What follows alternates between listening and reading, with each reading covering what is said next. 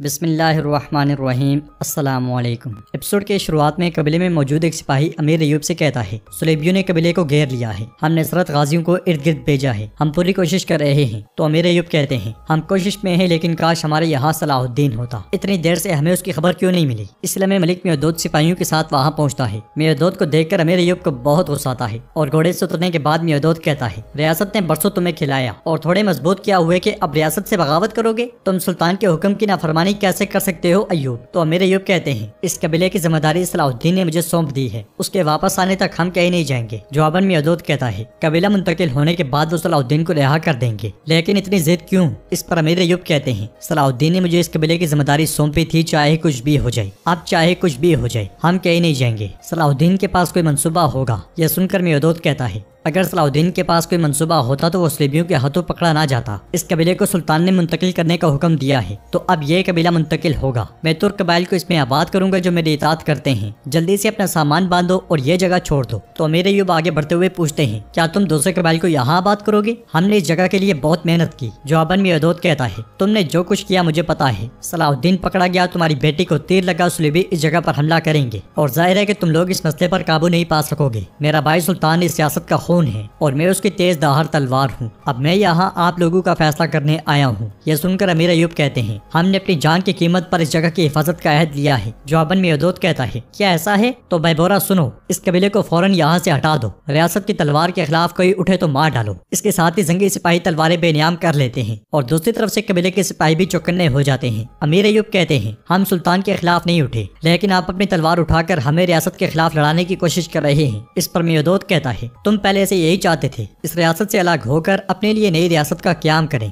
इसलिए तुम इस कबीले की इतनी सख्त हिफाजत कर रहे हो, लेकिन मैं तुम्हें ऐसा नहीं करने दूंगा। बैबोरा हमला करो। दोनों तरफ के सिपाही जैसे ही टकराने लगते हैं तो एक आवाज आती है, मलिक हजरत, मलिक हजरत। और वहाँ पे आने वाला सिपाही कहता है, सुल्तान नूरुद्दीन ने फौरन आपको बुलाया है। सिपाही की बात सुनकर मियादूद कहता है, अभी मेरी तलवार म्यान में वापस जाएगी, मैं अपने भाई सुल्तान नूरुद्दीन से मिलने जाऊंगा, लेकिन अगर मेरी वापसी पर यह कबीला यहाँ से नहीं हटा तो मेरी तलवार दोबारा म्यान में नहीं जाएगी। ये कहते साथ ही मलिक मियादूद सिपाहियों के साथ चला जाता है। नाज़रीन, इसके बाद हम देखते हैं कि गार में सलाहुद्दीन अय्यूबी अबराम से कहते हैं, अगर तुम मेरे बारे में मालूमात जानना चाहते हो तो हम ये मामला पहले ही खत्म कर चुके हैं। जवाबन अबराम कहता है, फिक्र ना करो, मैं तुमसे किसी और के बारे में जानना चाहता हूँ। तुम मुझे रियासत के बारे में मालूमात दोगे। तुम बरसों से जंगी रियासत के एक मलिक थे, रियासत के बारे में सब कुछ जानते हो, जासूसी नेटवर्क, फौज की ताकत, गहरी इंटेलिजेंस, मुझे मालूमात दो और तुम आजाद रहो। इस पर सलाहुद्दीन अय्यूबी कहते हैं, तुम जब रियासत के राज हासिल करोगे उससे तुम जंगी रियासत को तबाह करोगे जो सुलेबियों के लिए सबसे बड़ी रुकावट है। एक सुलेबी के बजाय तुम जैसा यहूदी क्यों चाहता है कि ऐसा हो जाए? तो अबराम कहता है, तुम जानो या ना जानो, इससे कोई फर्क नहीं पड़ता, हम सुलेबियों जितने ही तुम्हारे दुश्मन हैं। जवाबन सलाहुद्दीन अय्यूबी कहते हैं, ईसाइयों ने पूरी तारीख में यहूदियों को एक जगह से दूसरी जगह जिला वतन किया है। उन्होंने यहूदियों को मिटाने की कोशिश की, यहाँ तक कि हमने गजा में जुल्म का शिकार होने वाले यहूदियों की देखभाल भी की। इसके बावजूद तुम हमारे दुश्मन क्यों हो गए? तो अबराम कहता है, आपने जिन्हें बचाया वो सच्चे यहूदी नहीं है, क्योंकि सच्चे यहूदी कभी भी आपके दोस्त नहीं बनते, चाहे आप कुछ भी कर लें। तो सलाहुद्दीन अय्यूबी कहते हैं,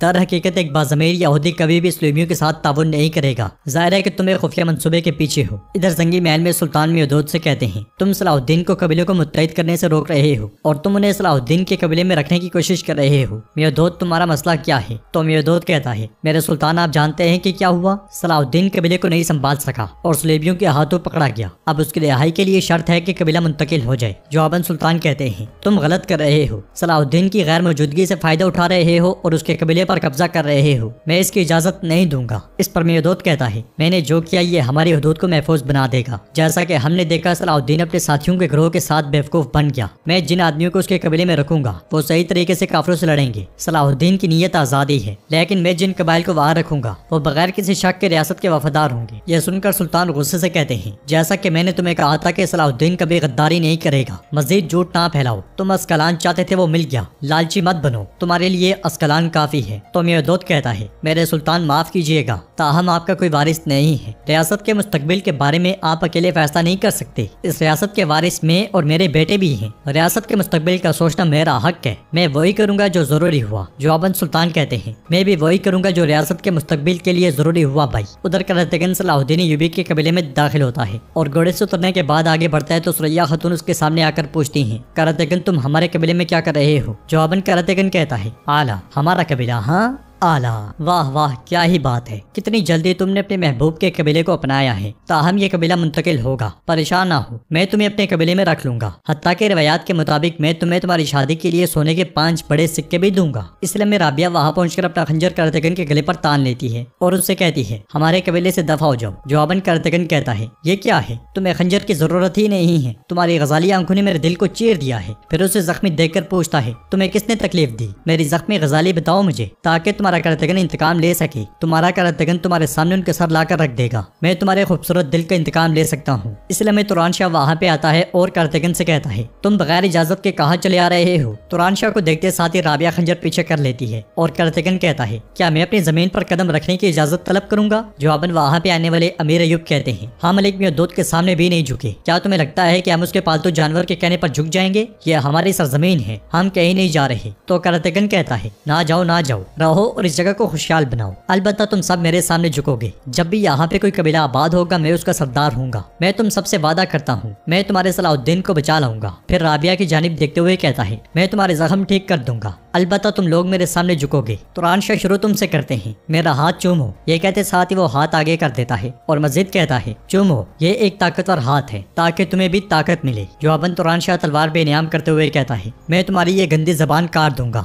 मगर अमीर अयूब ने रोक देते हैं और उनके कहने पर सब तलवारें पीछे कर लेते हैं। फिर अमीर अयूब तुरान शाह से कहते हैं, हम सिर्फ उसके आगे झुकते हैं जिसने हमें ये घर दिया और इसमें रहने की इजाजत दी। घर खून के साथ हासिल किया जाता है और खून के साथ दिया जाता है, ये जान लो। यह सुनते साथ ही करतगन तुरान शाह की तलवार से अपना हाथ काट डालता है और अपना खून जमीन पर गिराते हुए कहता है, मेरा अजीम खून इस मिट्टी पर गिरा है, मैंने इस जमीन को अपने खून से रंग दिया है। अब ये जगह मेरी है, आप इसे छोड़ दें, वरना हम जानते हैं कि इसे कैसे लेना है। उधर गार में सलाहुद्दीन अय्यूबी अबराम से कहते हैं, जबकि तुम उस मालूमात को जानने की कोशिश कर रहे हो जो मेरे पास है, मैं तुम्हारा अंदाजा लगा लूंगा। तो अबराम कहता है, मेरी नीयत साफ है, ताहम तुम क्या उस रियासत का दिफा करोगे जिसने तुम्हें कचरे की तरह फेंक दिया। सुल्तान नूरुद्दीन ने तुम्हारा हक छीन लिया, अस्कलान मियोदोद को दे दिया, शायद वो कल तुम्हारा कबीला भी ले ले। अब देख लो कि तुम उनकी नजरों में कितने कीमती हो। जवाबन सलाहुद्दीन अय्यूबी कहते हैं, मैंने अस्कलान खुद नहीं लेना था। इस पर अबराम कहता है, ताहम अगर सुल्तान नूरुद्दीन चाहते तो ये मियोदोद को दे देते, उसने जानबूझकर ये किया। मियोदोद तुम्हारे पास कबीला होने पर पहले ही नाराज है, अगर वो तुम्हारे कबीले को मुंतकिल करना चाहे तो नूरुद्दीन कुछ नहीं कर सकेगा। अलबत्ता अगर तुम मुझे जंगी रियासत के राज बता दो तो तुम्हारी अपनी भी एक रियासत होगी। यह सुनकर सलाहुद्दीन अय्यूबी कहते हैं, मेरे सुल्तान नूरुद्दीन से वफादारी मेरे साथ ही मरेगी। मुझे ना तो सल्तनत की कोई ख्वाहिश है और ना ही रियासत की। मैंने अपने आप को मकसद के लिए दुश्मनों से लड़ने के लिए वक्फ कर दिया है। तो अबराम कहता है, तुम्हें क्या लगता है कि तुम इस छोटे से कबीले के साथ क्या कर सकते हो। ताहम मैं तुम्हें इतना दे सकता हूँ कि तुम्हारा यह कबीला बढ़कर एक रियासत बन जाएगा, तुम उसके सुल्तान होगे। जवाबन सलाहुद्दीन अय्यूबी कहते हैं, अगर अल्लाह ने चाहा तो मैं सुल्तान बन जाऊंगा, इसके सिवा कोई कुछ नहीं कर सकता और ना ही उसे रोक सकता है। मैंने तुमसे कहा था कि हम देख लेंगे कि कौन जिंदा रहता है और कौन मरता है। हम रास्ते के इख्तिताम पर हैं, मौत तुम्हें तलाश कर रही है, तुम्हारा जो भी खुफिया मंसूबा है तुम उसके साथ तबाह हो जाओगे। उधर जंगल से सलाहुद्दीन अय्यूबी के साथी गार की जानिब आ रहे होते हैं। इसलिए में पत्तों में से एकदम सुलेबी सिपाही नमूदार होते हैं, मगर सलाहुद्दीन अय्यूबी के साथी किसी भी खतरे से निपटने के लिए बिल्कुल तैयार होते हैं, इसलिए वो उन्हें उठने का मौका तक नहीं देते और फिर सब मोहतात अंदाज में गार की जानिब बढ़ जाते हैं। तो नाज़रीन, इसके साथ ये एपिसोड भी इख्तिताम पजीर होती है। अगर आपको वीडियो पसंद आए तो वीडियो को लाइक करें, चैनल को सब्सक्राइब करें और बेल आइकन पर लाजमी से क्लिक कर दें।